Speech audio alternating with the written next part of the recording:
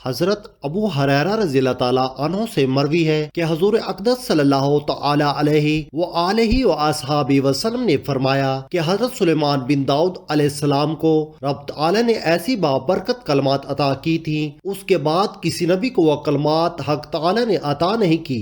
میرے سوا اگر میری امتی اپنی اولاد کی خیر و برکت و سلامتی کے لیے دعا پڑھتا ہے تو وہ کام حق تعالی اپنے ذمے لے لیتا ہے۔ ان کی حاجات آنکھ جھپکنے سے پہلے حل ہو جاتی ہے، جیسے عاصب بن برخیہ نے آنکھ جھپکنے سے پہلے تخت بلقیس اٹھایا تھا۔ وہ انہی بابرکت کلمات کی طاقت تھی۔ حضرت ابو ہریرہ فرماتے ہیں، میں اپنی تمام زندگی میں اسی دن سب سے زیادہ خوش ہوا تھا۔ میں پھر عرض گزار ہوا وہ کون سی کلمات ہیں؟ آپ صلی اللہ علیہ وآلہ وسلم نے فرمایا، بسم اللہ الرحمن الرحیم، السلام علیکم ورحمۃ اللہ۔ محترم ناظرین، حضرت ابن عباس رضی اللہ تعالیٰ عنہ سے روایت ہے کہ آپ فرماتے ہیں، حضرت سلیمان علیہ السلام جب تخت پر بیٹھتے تو آپ علیہ السلام کے پاس والی کرسیوں پر انسان بیٹھتے اور ان کے پاس والی کرسیوں پر جنوں کے بادشاہ بیٹھتے تھے۔ پھر ہوا اس تخت کو لے کر اڑتی اور معلق تھما دیتی، پھر پرندے آ کر اپنے پروں سے سایہ کر لیتے، پھر آپ ہوا کو حکم دیتے اور وہ پرواز کر کے صبح صبح مہینے بھر کے فاصلے پر پہنچا دیتی۔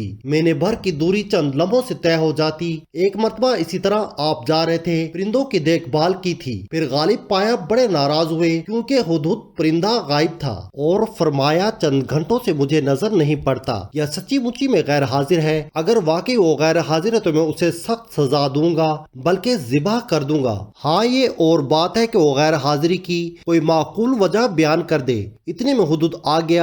پرندوں نے کہا، تیری خیر نہیں بادشاہ سلامت، تیری سزا طے کر چکے ہیں۔ اس نے کہا، یہ بتاؤ کہ ان کے الفاظ کیا تھے؟ دوسرے پرندوں نے بیان کیا تو ہدہد خوش ہو کر کہنے لگا، پھر میں بچ جاؤں گا۔ چنانچہ ہدہد حضرت سلیمان علیہ السلام کے دربار میں پیش ہوا اور کہنے لگا، اے اللہ کے نبی، میں ایک ایسی خبر لے کر آیا ہوں جو آپ کے پاس بھی نہیں ہے۔ مورخ سے آ رہا ہوں اور پختہ یقین سے خبر لایا ہوں۔ اس کی بادشاہی ایک عورت کو میں نے کرتے ہوئے پایا۔ اس کے وزیر اور مشیر 312 شخص ہیں اور ان میں سے ہر شخص کے ماتحت 12,000 کی جمعیت ہے۔ اس کی زمین کا نام مادو ہے، یہ صفا سے 3 میل کے فاصلے پر ہے۔ دنیاوی ہر قسم کی ضرورت اسے مہیا ہے۔ اس کا نہایت شاندار قسم کا تخت ہے جس پر وہ جلوہ گر ہوتی ہے۔ وہ تخت سونے سے تندہ ہوا ہے اور یہ 80 ہاتھ اونچا اور 40 ہاتھ چوڑا ہے، اور 600 عورتیں ہر وقت اس کی خدمت میں کمر بستہ رہتی ہیں۔ اس کا دیوان خاص جس میں سخت پہرا ہے، بہت بڑا محل ہے، بلند و بالا اور کشادہ، سب لوگ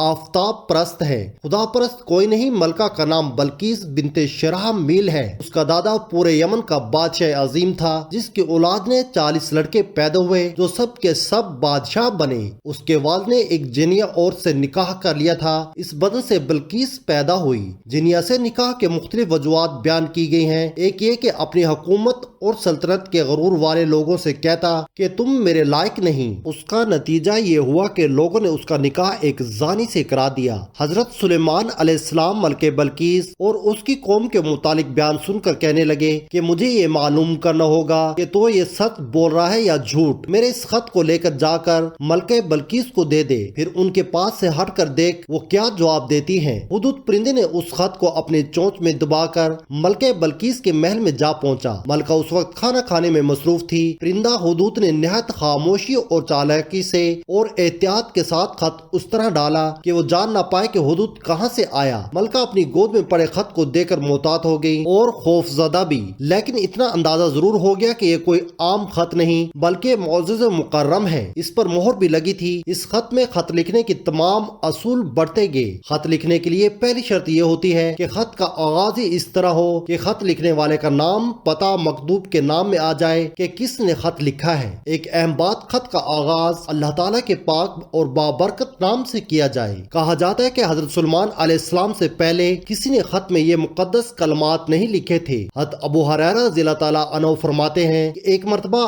آپ صلی اللہ علیہ وآلہ وسلم کے ہمراہ جا رہا تھا۔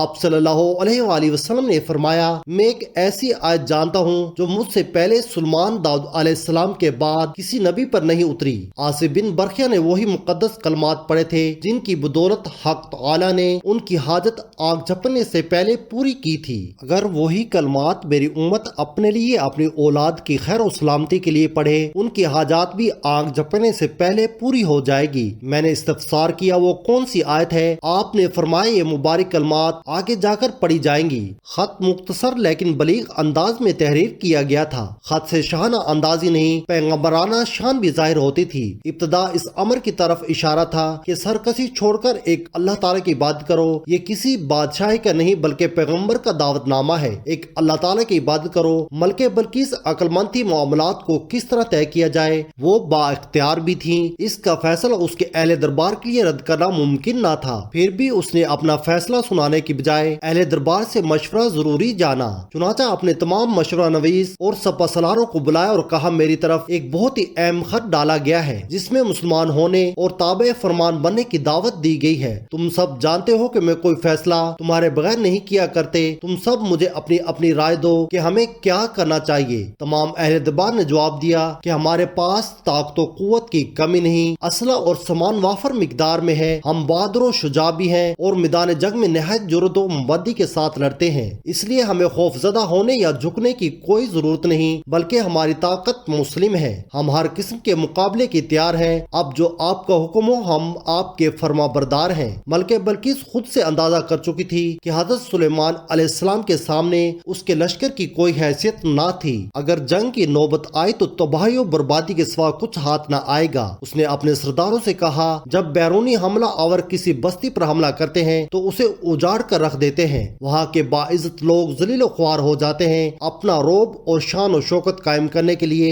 हर तरतीब की जाती है। औरतों की इज्जतें पामाल कर दी जाती हैं और कत्लो गारत की इंतहा कर दी जाती है और खेतियां जलाकर उजाड़ दी जाती हैं। राय को मफरूज बना दिया जाता है और सिपाहियों को कैदी बना लिया जाता है। क्यों न ऐसी कोशिश की जाए कि इस अमल से बचा जाए। इसका तरीका यूं निकाला कि हजरत सुलेमान अलैहिस्सलाम की खिदमत में तवाइफ भेजे जाए। मलका का मकसूद ये था कि हजरत सुलेमान अलैहिस्सलाम की आजमाइश भी हो। अगर वो तवाइफ लेकर राजी हो गए तो उस अमर की इलामत होगी कि वो एक बादशाह है और उनसे मुकाबला करने के लिए दुनियावी वसाइल काम दे सकते हैं। अगर वो वाकई नबी है तो उनके तवाइफ उनके नजदीक कोई अहमियत ना होगी। उनका हदिया कबूल न करना इस अमर की तरफ इशारा होगा कि हमें भी अतात किए बगैर ना रह सकेंगे। एक रवायत के मुताबिक सोने के ईंटें, जवाहरात, कीमती बर्तन, बाज रवायत में है कि 100 गुलाम जिन्हें जनाना लिबास पहनाकर आजमाइश के लिए लाया गया था और 100 कनीजें भी थीं। मतलब ये था कि हजरत सुलेमान अलैहिस्सलाम की आजमाइश की जाए। अगर वो इल्म जनाना लिबास में मर्दों को जो हू बहू बिल्कुल खवातीन नजर आते थे आप अलैहिस्सलाम पहचान लेते हैं तो नबी है, वरना महज एक बादशाह। जब इंतहाई शातिर मलका बल्किस के कासद आप अलैहिस्सलाम की खिदमत अक़दस में पहुंचे तो आप अलैहिस्सलाम ने तमाम मेहमानों को वजू करा के ताज़ा दम होने के लिए कहा।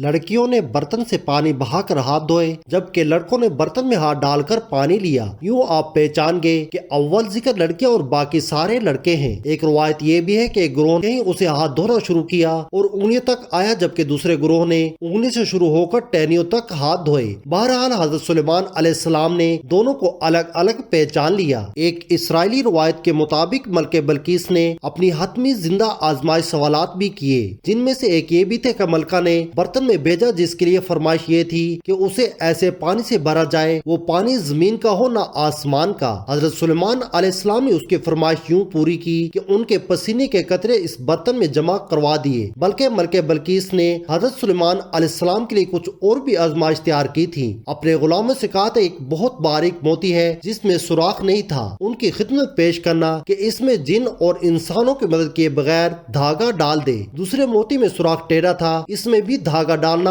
अगर ये इन सवालों को अहमकाना या नामुमकिन समझकर गुस्से में आ गया तो वो एक आम बादशाह है। अगर इसका रवैया मुतहम्मिल और गोश्त गुआर रहा तो जान लेना वो मामूली बादशाह नहीं बल्कि नबी है। फिर इसकी बात वजह से सुनना। कासिद हाजिर हुआ, आपने डबिया तलब की। उसने कहा खोलने से पहले बताइए इसमें क्या है। हजरत जिब्राइल अलैहिस्सलाम ने मदद की। आप अलैहिस्सलाम ने फरमाया एक मोती बगैर सुराख, दूसरा मोती टेढ़े सुराख वाला है। कासिद ने कहा इन दोनों मोती में धागा डाल दो। आप अलैहिस्सलाम ने अपने درباریوں سے فرمایا اس میں سوراخ کون کرے گا؟ دیمک نے کام اپنے ذمہ لیا، اپنے منہ میں ایک باریک دھاگا لیا اور موتی میں ایک سرے سے داخل ہو کر دوسرے سرے سے نکل آیا۔ آپ علیہ السلام نے دیمک سے خوش ہو کر فرمایا تمہیں کوئی حاجت ہو تو بیان کرو۔ اس دیمک نے کہا اے نبی علیہ السلام میرا رزق درختوں میں کر دیجئے۔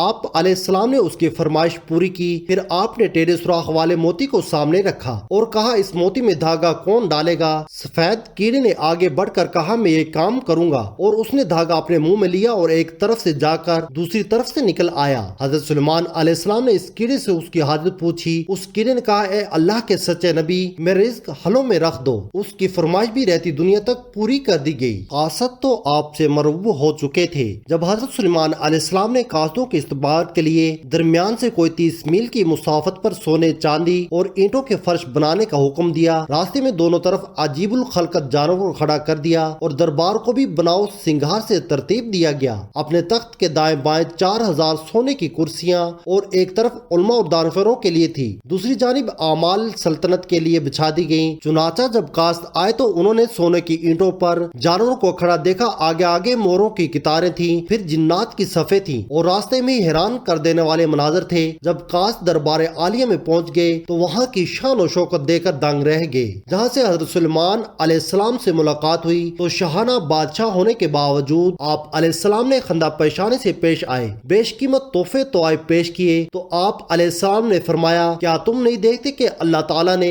مجھے ہر چیز سے نوازا ہے؟ یہ مال و دولت میرے لیے بے معنی اور تم مجھے معمولی طوائف دے رہے ہو، جبکہ اللہ تعالیٰ نے مجھے نبوت سے سرفراز کیا، پھر جنوں پرند اور ہواؤں کو میرے لیے مسخر کیا۔ میری بادشاہی کی شان و شوکت تم دیکھ ہی رہے ہو، اس دنیاوی ساز و سامان کی میرے نزدیک کوئی حیثیت نہیں۔ تم اپنے تحفے طوائف واپس لے جاؤ اور ایک خطرناک انجام کا انتظار کرو۔ میں انسانوں کی نہیں بلکہ جن اور پرندوں کی فوج لے کر حملہ آور ہوں گا جن کا تم مقابلہ نہ کر پاؤ گے۔ تم اپنے ہدیے پر فخر کرو اور اسے اپنے ہمراہ لے کر لوٹ جاؤ۔ قاصد حیران و پریشان ہو کر واپس ہوئے تو حضرت سلیمان علیہ السلام کے دربار کے احوال کے علاوہ ان کے اعلان جنگ بھی ملکہ کو سنایا۔ ملکہ جان گئی کہ وہ بادشاہ کے علاوہ نبی بھی ہیں اور اللہ تعالیٰ کے نبی اور رسول سے لڑنا گویا اللہ تعالیٰ سے مقابلہ کرنا ہے جس کی طاقت ہم میں نہیں۔ ملکہ نے حضرت سلیمان علیہ السلام کے دربار میں حاضری دینے کا فیصلہ کیا۔ کہا جاتا ہے کہ اس نے 12,000 سردار منتخب کیے جن کے ماتحت 1 لاکھ سپاہی تھے۔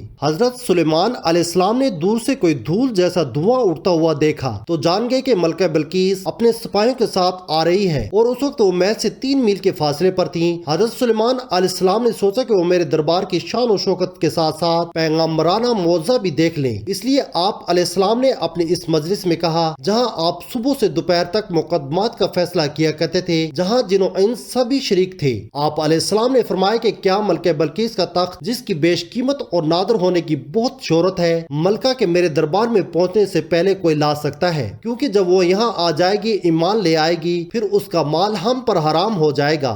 بہرحال ایک طاقتور جو ایک بڑے پہاڑ جتنی جسامت رکھتا تھا، اگر آپ مجھے اجازت دیں تو میں آپ کا دربار برخاست کرنے سے پہلے اس تخت کو اٹھا کر یہاں لا سکتا ہوں۔ پھر آپ جانتے ہیں کہ میں بہت ہی ایمانت دار ہوں اور ذخیرہ جواہرات سے مزین تخت سے کوئی چیز نہیں چراؤں گا۔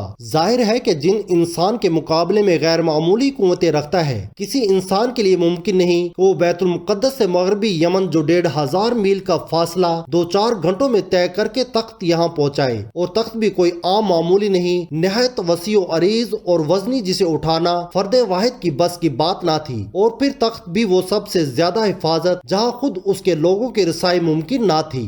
مجلس شورا میں موجود ایک شخص بول اٹھا، یہ وہ شخص تھا جس نے کتاب کا علم حق تعالی نے عطا کیا تھا۔ آپ کی پلک جھپکنے سے بیشتر میں جاتا ہوں کہ آپ کی خدمت میں حاضری کر سکتا ہوں۔ وہ شخص حضرت سلیمان علیہ السلام کا مغرب کا صحابی بتایا گیا ہے، اس کا نام آصف بن برخیہ ہے۔ وہ حضرت سلیمان علیہ السلام کے وزیر تھے اور نسل انسانی سے تعلق رکھتے تھے۔ حضرت ابن عباس رضی اللہ تعالیٰ عنہ کے مطابق آپ حضرت سلیمان علیہ السلام کے کاتب ہی تھے۔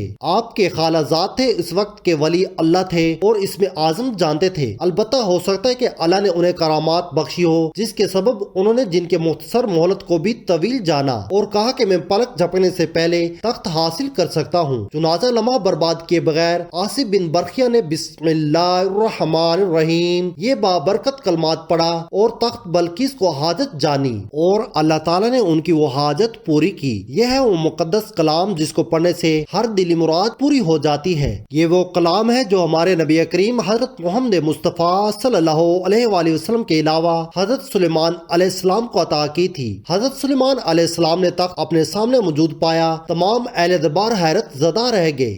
آپ نے فرمایا یہ میرے رب کا فضل ہے جو مجھے آزمانا چاہتا ہے کہ میں شکر گزاری کرتا ہوں یا بے پرواہ رہتا ہوں۔ لمحے بھر میں تخت کی یہاں موجودگی میں میرا یہ آصف بن برقیہ کا کوئی کمال نہیں، یہ سب حق برتر کی عطا ہے۔ بہرحال تخت پہنچ گیا۔ آپ علیہ السلام نے حکم دیا اس تخت کی حالت تھوڑی بہت تبدیل کر دی جائے، کچھ ہیرے جواہرات بدل دو، رنگ تبدیل کر دو، تاکہ جب ملکہ یہاں آئے تو دیکھا جائے کہ آیا وہ اپنے تخت کو پہچانتی ہے یا نہیں، اتنا بڑا موضع دے کر وہ راہ ہدایت پاتی ہے یا نہیں۔ دربار سلیمان علیہ السلام میں حاضر ہوئی، وہ اپنی طرف سے بڑی شان و شوکت کے ساتھ اونٹوں کے قافلوں کے ساتھ جس پر عید و عنبر خوشبو لدی تھی، بہت سونا ہیرے جواہرات لے کر یہ آئی تھی۔ جب وہ وہاں پہنچی تو یقیناً یمن اس کے لیے حیران کن تھا۔ اس کے سامنے موجود تخت تھوڑی بہت تبدیلیوں کے ساتھ اس کا اپنا تھا۔ بولی یہ تو میرا تخت ہے، یہ کیسے آ گیا؟ کہنے لگی کہاں روشنیم، کہاں سبا کا علاقہ، اس کا محل، اس کے محافظ اور وہاں کھڑے پیرادار، اس کا تخت، یہ کیسے ممکن ہے؟ شدید پہرے کے باوجود تخت یہاں بیت المقدس میں حضرت سلیمان علیہ السلام کے دارالسلطنت میں، اسے یہاں کون لا سکتا ہے؟ وہ میں مبتلا تھی کہ حضرت سلیمان علیہ السلام نے سوال کیا